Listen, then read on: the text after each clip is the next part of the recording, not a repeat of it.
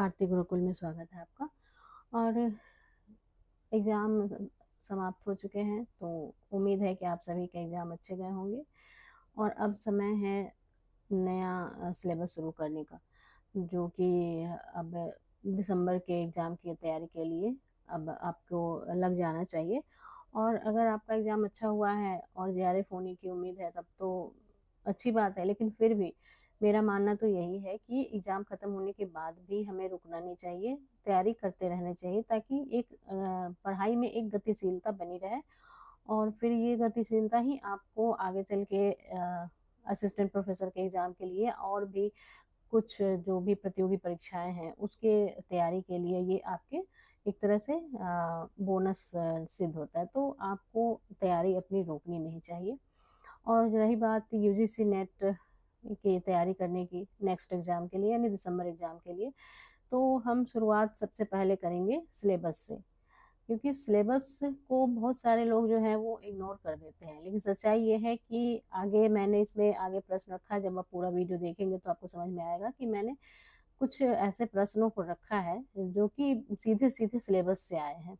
और ऐसे ये तो सिर्फ 1 साल के प्रश्न हैं और ऐसे ही प्रश्न हर साल, यानी कि हर साल जो 2 एग्ज़ाम होते हैं, हर साल उनमें आता ही आता है। फिर चाहे वो यूजीसी नेट का हो, असिस्टेंट प्रोफेसर का हो, हरियाणा एग्ज़ाम का हो या फिर टीजीटी, पीजीटी, सब में सिलेबस अगर आपको याद है, तो उससे कुछ प्रश्न अवश्य आते हैं। तो इसीलिए सबसे पहले मैंने जो ये सेशन शुरू हो रहा है दिसंबर एग्ज़ाम की तैयारी के लिए, तो उसमें मैंने सबसे पहले रखा है कि आपको सिलेबस ज़रूर याद करना चाहिए। तो चलिए हम देखते हैं।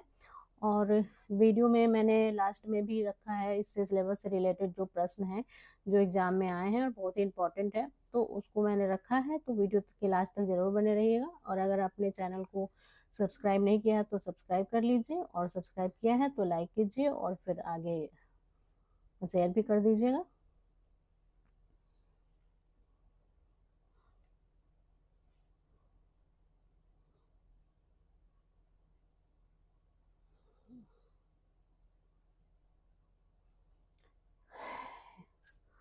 ये देखते हैं यूजीसी नेट का, ये सबसे पहले सिलेबस देखते हैं। आपको पता है कि हमें 10 यूनिट पढ़ने होते हैं, तो इसमें से जो सबसे पहला यूनिट है, शुरू का जो 4 यूनिट है, वो एक तरह से व्याकरण, भाषा विज्ञान, पाश्चात्य भाषा, भाषा से संबंधित है सारी चीज़ें। और उसके बाद जो 5, 6, 7, 8, 9, 10 ये सब हैं, तो वो कविता, कहानी, निबंध, नाटक और उपन्यास है। और साथ ही जो 10वां यूनिट है वो अन्य गद्य विधाएं के नाम से है, जिसमें कि कई सारी चीज़ें हैं, जैसे आत्मकथा, संस्मरण, रेखा चित्र, ये सब चीज़ें। तो चलिए सबसे पहले देखते हैं यूनिट 1 है। तो इसमें ये यूनिट 1 का नाम है हिंदी भाषा और उसका विकास। हिंदी की ऐतिहासिक पृष्ठभूमि, भारतीय प्राचीन भारतीय आर्य भाषाएं, ये हो गया यहाँ तक। फिर एक है ये है मध्यकालीन भारतीय आर्य भाषाएं, पाली और प्राकृत, शौरसेनी, अर्धमागधी, मागधी, अपभ्रंश और उनकी विशेषताएं। भारतीय आर्य भाषाओं में क्या हो गया, पाली, प्राकृत और उसके बाद शौरसेनी, अर्धमागधी, मागधी, अपभ्रंश और उनकी विशेषताएं हैं।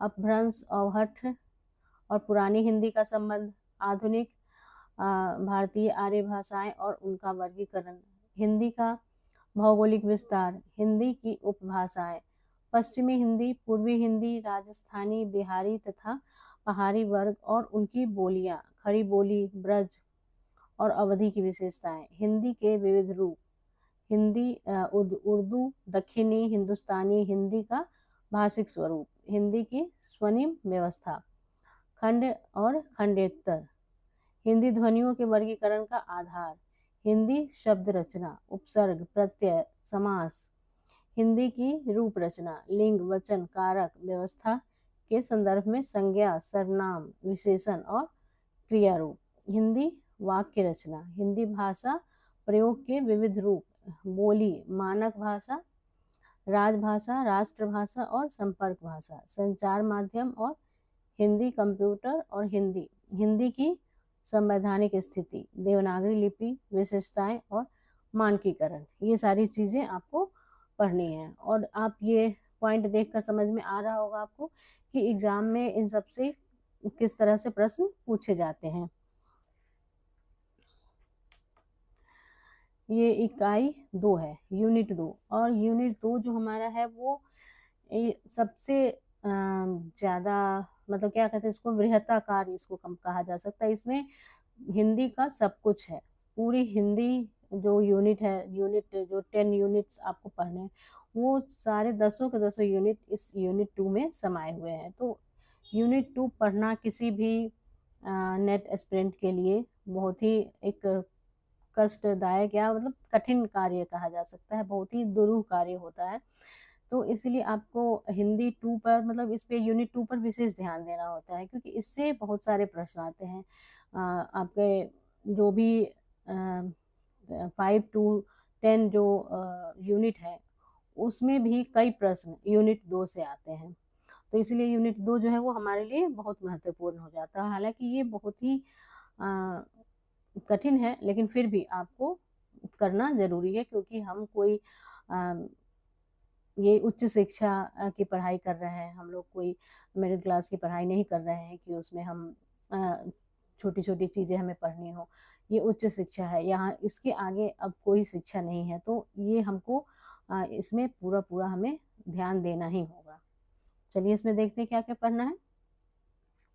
हिंदी साहित्य का इतिहास, हिंदी साहित्य इतिहास दर्शन, हिंदी साहित्य इतिहास के लेखन की पद्धतियाँ, हिंदी साहित्य का काल विभाजन और नामकरण, आदिकाल की विशेषताएं एवं साहित्यिक प्रवृत्तियां, रासो साहित्य, आदिकालीन हिंदी का जैन साहित्य, सिद्ध और नाथ साहित्य, अमीर खुसरो की हिंदी कविता, विद्यापति और उनकी पदावली तथा लौकिक साहित्य, भक्ति काल, भक्ति आंदोलन के उदय के सामाजिक सांस्कृतिक कारण, भक्ति आंदोलन का अखिल भारतीय स्वरूप और उनका अंतः प्रादेशिक वैशिष्ट, भक्ति काव्य की सामाजिक सांस्कृतिक पृष्ठभूमि, अलवार संत, भक्ति काव्य के प्रमुख संप्रदाय और उनका वैचारिक आधार, निर्गुण सगुण कवि और उनके काव्य, रीतिकाल, सामाजिक सांस्कृतिक पृष्ठभूमि, रीतिकाल की प्रमुख प्रवृत्तियां, रीतिबद्ध, रीति सिद्ध, रीतिमुक्त,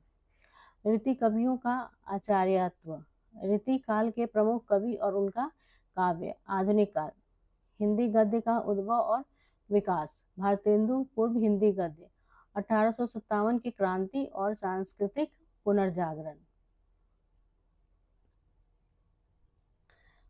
हिंदी गद्य का उद्भव और विकास, भारतेंदु पूर्व हिंदी गद्य, पुनर्जागरण, भारतेंदु और उनका युग, पत्रकारिता का आरंभ और 19वीं शताब्दी की हिंदी पत्रकारिता, आधुनिकता की अवधारणा, द्विवेदी युग, जैसे महावीर प्रसाद द्विवेदी और उनका युग, हिंदी नवजागरण और सरस्वती पत्रिका की बात हो रही है यहाँ पे, राष्ट्रीय काव्य धारा के प्रमुख कवि, स्वच्छंदतावाद और उसके प्रमुख कवि, छायावादी काव्य और प्रमुख विशेषताएं, छायावाद के प्रमुख कवि, प्रगतिवाद की अवधारणा, प्रगतिवादी काव्य और उसके प्रमुख कवि, प्रयोगवाद और नई कविता, नई कविता के कवि, समकालीन कविता वर्ष 2000 तक, समकालीन साहित्यिक पत्रकारिता। यानी कि आपको हिंदी साहित्य का पूरा इतिहास वर्ष 2000 तक का यहाँ पढ़ना है, जो कि ये रामचंद्र शुक्ल के हिंदी साहित्य का इतिहास जो पुस्तक है, उससे ये तैयारी करने में काफ़ी सहायता मिलती है। अब इसके आगे है हिंदी साहित्य की गद्य विधाएं। इसमें पढ़ना है हिंदी उपन्यास, हिंदी कहानी, हिंदी नाटक, हिंदी निबंध और हिंदी आलोचना। उसके अलावा हिंदी की अन्य गद्य विधाएं, और इसमें गद्य विधाएं इसमें रेखा चित्र, संस्मरण, यात्रा साहित्य, आत्मकथा, जीवनी और रिपोर्टाज डायरी। उसके बाद हिंदी का प्रवासी साहित्य, अवधारणा और मुख्य साहित्यकार। प्रवासी साहित्य का मतलब होता है जो विदेशी साहित्य जो होती है, और जो हमारे विदेशी लेखक जो है वो हिंदी में रचनाएं करते हैं, तो उसी को प्रवासी साहित्य उसको कहा जाता है।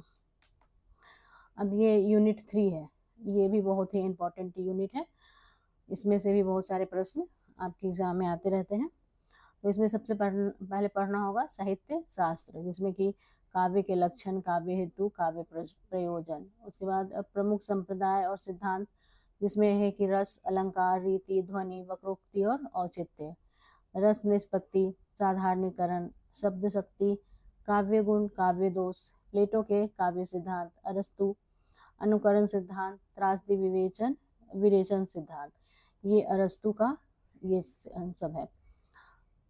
वर्ड्स ये इसमें एग्जाम में आगे मैंने प्रश्न रखा है, उसमें आप देखेंगे कि यहाँ पे ये एक लगाना रहता है कि ये इसमें से कौन सा सिद्धांत किस आचार्य का है। तो त्रासदी का सिद्धांत लिखा होता है, विरेचन सिद्धांत लिखा होता है। तो इसको हम अरस्तु से इसको हम अगर हमें ये सिलेबस अच्छे से याद रहेगा तो हम समझ जाएंगे कि ये अरस्तु का है। इस तरह काव्य सिद्धांत ये प्लेटो का है, ये और यहाँ पे वो काव्य भाषा का सिद्धांत ये वर्ड्सवर्थ का है। कॉलरिज का क्या है, कल्पना और फैंटेसी। टी.एस. इलियट का है निर्वैयक्तिकता का सिद्धांत और परंपरा की अवधारणा। आई.ए. रिचर्ड्स का है मूल्य सिद्धांत, संप्रेषण सिद्धांत तथा काव्य भाषा सिद्धांत। रूसी रूपवाद, ये रूसी रूपवाद इसी साल अभी एग्जाम में आया है, पूछा गया है रूसी रूपवाद के लेखक का नाम। नई समीक्षा, मिथक, फंतासी, कल्पना, प्रतीक, बिंब, ये सब चीजें आपको पढ़नी है यूनिट 3 में। अब देखते हैं ये यूनिट 4। यूनिट 4 में है वैचारिक पृष्ठभूमि, भारतीय नवजागरण और स्वाधीनता आंदोलन की वैचारिक पृष्ठभूमि। हिंदी नवजागरण, खड़ी बोली आंदोलन, फोर्ट विलियम कॉलेज, भारतेंदु और हिंदी नवजागरण। ये फोर्ट विलियम कॉलेज के बारे में लगभग हर साल एग्जाम में पूछा ही जाता है। इस बार भी बच्चों ने बताया है कि फोर्ट विलियम कॉलेज के स्थापना के बारे में प्रश्न आए हुए थे। महावीर प्रसाद द्विवेदी और हिंदी नवजागरण, गांधीवादी दर्शन, अंबेडकर दर्शन, राम मनोहर लोहिया दर्शन, मार्क्सवाद, मनोविश्लेषणवाद, अस्तित्ववाद, उत्तर आधुनिकतावाद, अस्मितामूलक विमर्श, दलित, स्त्री, आदिवासी एवं अल्पसंख्यक। इसमें अस्मितामूलक विमर्श में क्या क्या आता है, ये भी एक प्रश्न तैयार हो सकता है, और हो सकता है कभी ये भी प्रश्न एग्जाम में आ जाए कि अस्मितामूलक विमर्श में के अंतर्गत क्या क्या आता है। तो दलित, स्त्री, आदिवासी एवं अल्पसंख्यक वर्ग। अब यहाँ से आता है यूनिट 5, ये हिंदी कविता है। यूनिट 5 में हिंदी कविता है और इसमें आपकी सारी कविताएं लगी हुई हैं। इसमें क्या है, ये पृथ्वीराज रासो से लेकर मीरा तक ये प्राचीन कविताएं हैं जो आदिकालीन कविताएं कही जाती हैं।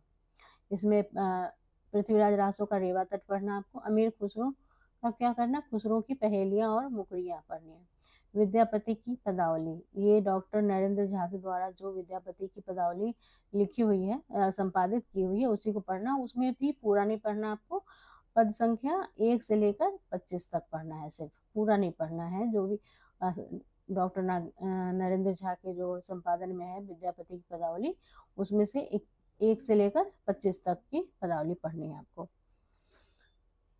कबीर का ये जो संपादक हजारी प्रसाद द्विवेदी है, हजारी प्रसाद द्विवेदी ने जो लिखा उसमें पद संख्या 160 से 209 तक पढ़ना। इन सब चीज़ों पे आपको विशेष ध्यान देना होगा कि हमें कितना पढ़ना है, तो आप उतना ही पढ़ें, बिना मतलब का एक्स्ट्रा पढ़ने की वैसी कोई आवश्यकता नहीं है।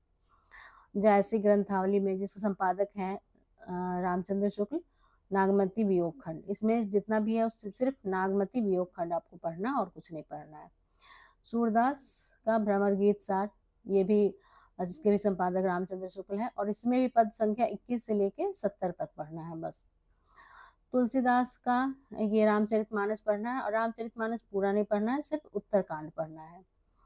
बिहारी सतसई का है, ये जगन्नाथ दास रत्नाकर के द्वारा संपादित है, और दोहा संख्या कितना 1 से लेके 50 तक, से 50 दोहा पढ़ना है बिहारी सतसई का। घनानंद कवित में संपादक जिसके हैं विश्वनाथ मिश्र, कवित संख्या 1 से लेकर 30 तक पढ़ना है सिर्फ। मीरा का इसके संपादक है विश्वनाथ त्रिपाठी, और इसमें प्रारंभ से लेके 20 पद पढ़ना है।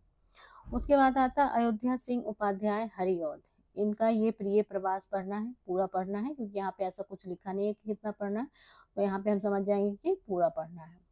मैथिली शरण गुप्त का है भारत भारती और साकेत, और साकेत का क्या पढ़ना है, सिर्फ 9वां सर्ग पढ़ना है। साकेत का सिर्फ 9वां सर्ग, मतलब जो 9th है वो पढ़ना है। उसके बाद आता है जयशंकर प्रसाद। जयशंकर प्रसाद की रचना है आंसू, कामायनी।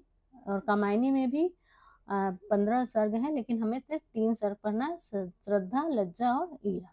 ये तीनों पढ़ना कामायनी में, आंसू पूरा पढ़ना है। निराला की रचना है जूही की कली, जागो फिर एक बार, सरोज स्मृति, राम की शक्ति पूजा, कुकुरमुत्ता, बांधो न नाव इस ठाव बंधु।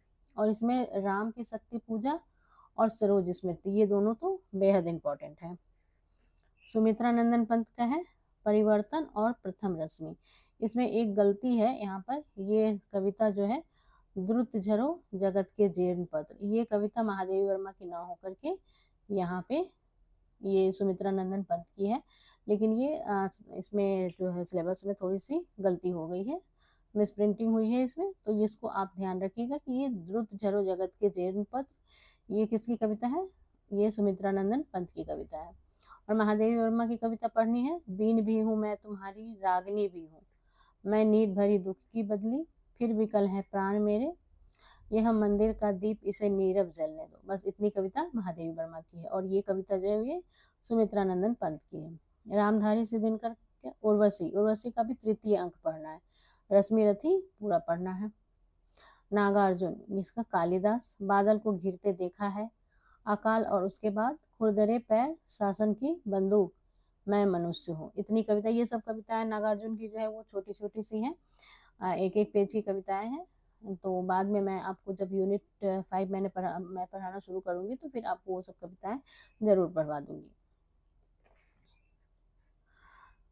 सच्चिदानंद हीरानंद वात्स्यायन अज्ञे, इनकी कविताएं पढ़नी है। कलगी बाजरे की, यह दीप अकेला, हरी घास पर क्षण भर, असाध्य बीना, कितनी नावों में कितनी बार। भवानी प्रसाद मिश्र की कविता है गीत फरोश और सतपुरा के जंगल। मुक्तिबोध की कविता पढ़नी है भूल गलती, ब्रह्म राक्षस, अंधेरे में। धूमिल की कविता पढ़नी है नक्सलबारी, मोचीराम, अकाल दर्शन, रोटी और संसद। अब आता ये इकाई 6 है, और ये यूनिट 6 मैंने आपको पूरा पढ़ा दिया है। मेरे जो प्रोफाइल पे अगर आप जा कर के प्लेलिस्ट चेक करेंगे तो वहाँ पे हिंदी उपन्यास नाम से ये पूरा जो इसमें 13 उपन्यास लगे हुए हैं, और ये सभी उपन्यास मैंने काफ़ी विस्तार से पढ़ाए हैं वहाँ पे। उसको जो भी मुख्य कथन और सारांश और जो एग्जाम में पूछने लायक जो भी मुख्य विशेषताएं होती हैं वो सारी चीज़ें मैंने वहाँ पढ़ा रखी, तो आप एक बार ज़रूर प्लेलिस्ट चेक कर लीजिएगा। इसमें हमको कौन कौन सा उपन्यास पढ़ना है, पंडित गौरी दत्त का लिखा हुआ देवरानी जेठानी की कहानी, लाला श्रीनिवास दास का परीक्षा गुरु, प्रेमचंद का गोदान, अज्ञेय के द्वारा लिखा हुआ शेखर की जीवनी भाग 1, 2 भाग में है शेखर की जीवनी, लेकिन हमें सिर्फ भाग 1 पढ़ना है।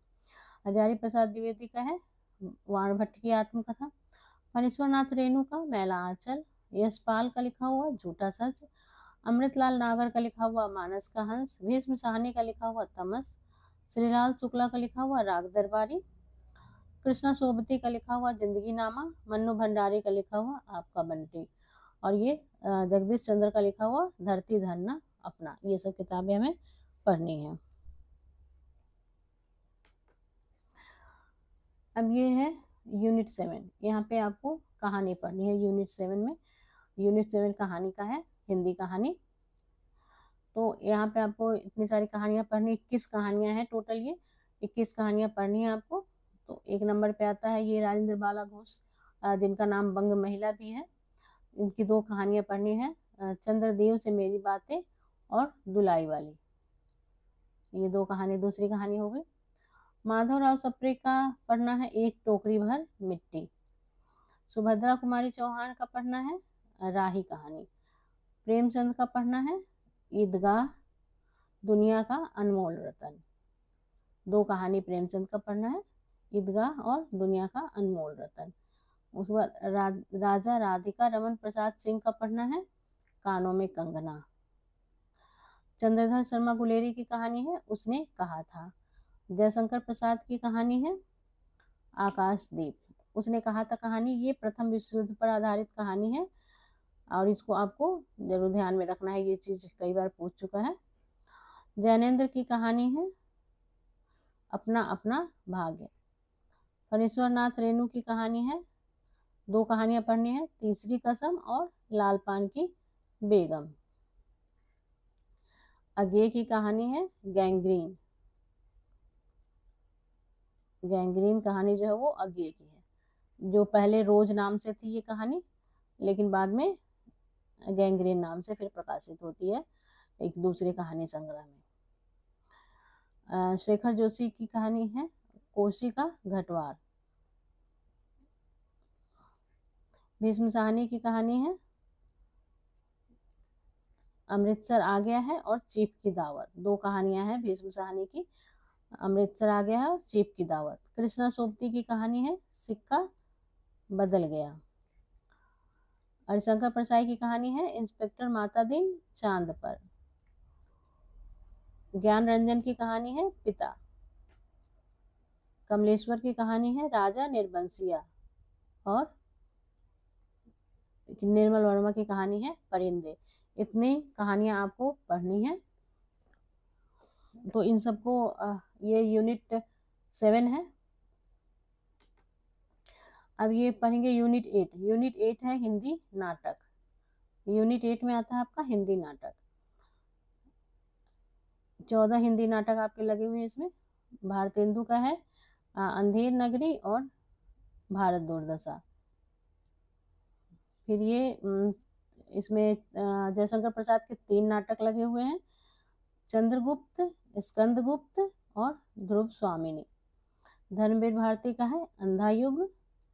लक्ष्मी नारायण लाल, ये लाल नहीं होगा यहाँ पे, लक्ष्मी नारायण मिश्र होगा। 2 राइटर हैं, एक लक्ष्मी नारायण मिश्र भी है और एक लक्ष्मी नारायण लाल है, लेकिन ये जो सिंदूर की होली नाटक है ये लक्ष्मी नारायण मिश्र की रचना है। यहाँ पे मिस प्रिंटिंग हुआ है, लक्ष्मी नारायण लाल नहीं होगा, लक्ष्मी नारायण मिश्र होगा। मोहन राकेश की रचना है। 2 नाटक पढ़ना है आपको, आधे अधूरे और आषाढ़ का एक दिन। हबीब तनवीर का है आगरा बाजार। सर्वेश्वर दयाल सक्सेना का है बकरी नाटक। शंकर शेष का एक और द्रोणाचार्य। उपेंद्र नाथ अस का नाटक है अंजो दीदी। और मनु भंडारी का है महाभोज। ये पढ़ना है आपको। भारतेंदु हरिश्चंद्र का ये इकाई 9 है, यूनिट 9, और इसमें हिंदी निबंध पढ़ना है। तो हिंदी निबंध में है ये भारतेंदु हरिश्चंद्र का, इसके 2 निबंध लगे हुए हैं, दिल्ली दरबार दर्पण और भारत वर्षोन्नति कैसे हो सकती है। प्रताप नारायण मिश्र का है शिव मूर्ति।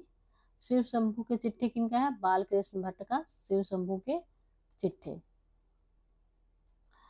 रामचंद्र शुक्ल की का भी एक निबंध है, कविता क्या है। हजारी प्रसाद द्विवेदी का है नाखून क्यों बढ़ते हैं। विद्या निवास मिश्र का है मेरे राम का मुकुट भीग रहा है।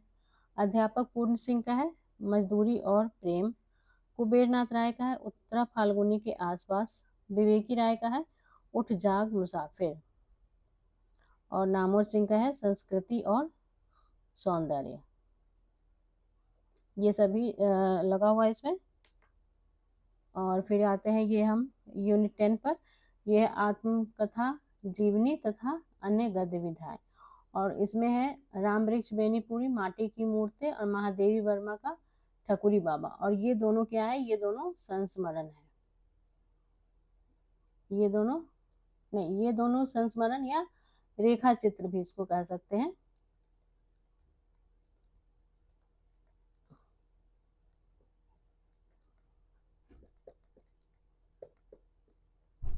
रेखा चित्र है।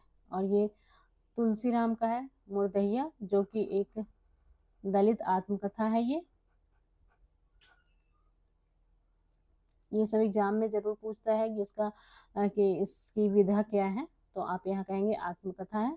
और किस तरह की आत्मकथा है, ये दलित आत्मकथा है। शिवरानी देवी प्रेमचंद घर में ये है जीवनी। ये प्रेमचंद की जीवनी है। मन्नू भंडारी का एक कहानी है, यह भी आत्मकथा है।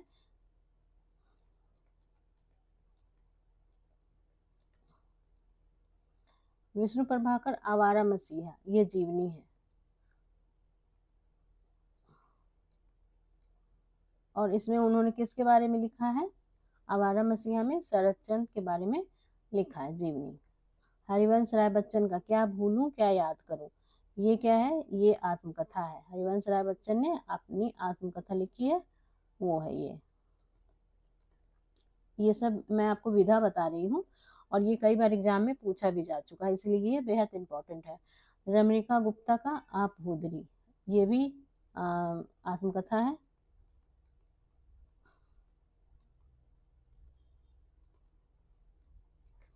हरिशंकर परसाई का भोला राम का जीव, ये एक व्यंग्य है।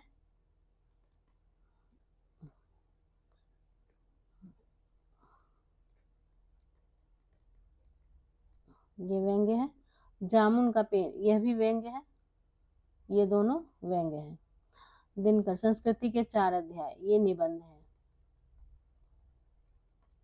ये निबंध है। मुक्ति बोध एक लेखक की डायरी, यह भी निबंध है। राहुल सांकृत्यायन की मेरी तिब्बत यात्रा, ये यात्रा वृतांत है।